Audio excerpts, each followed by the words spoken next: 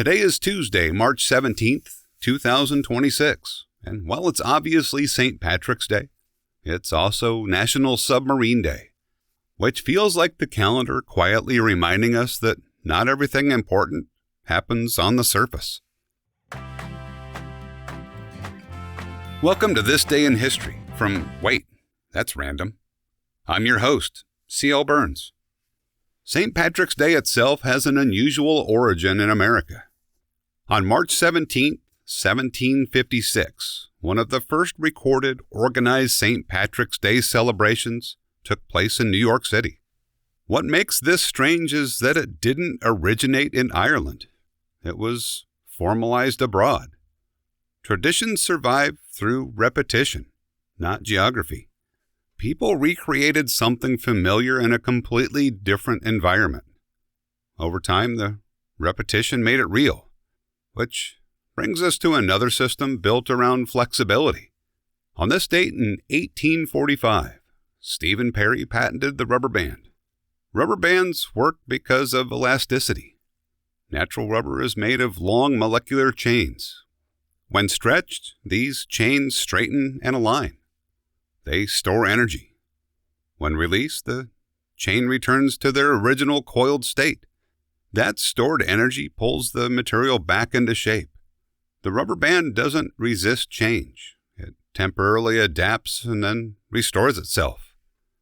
Which brings us to something designed to operate in an environment humans couldn't naturally survive. On this date in 1891, early electric submarines demonstrated controlled underwater navigation. Unlike surface ships, submarines had to manage buoyancy precisely. Inside the submarine were ballast tanks. These tanks could be filled with water or air. When filled with water, the submarine became heavier and sank. When filled with air, it became lighter and rose.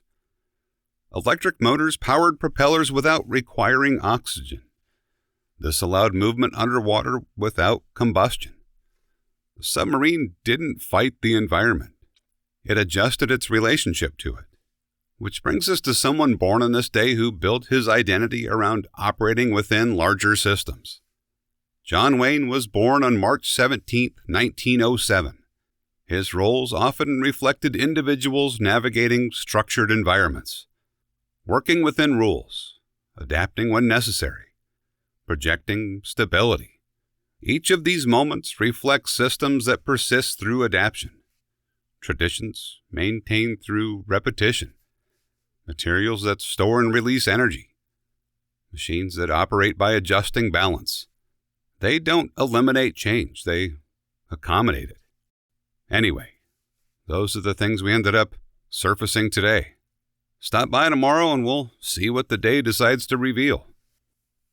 If you want to know more about me or the work I do, you can find everything at waitthat'srandom.com.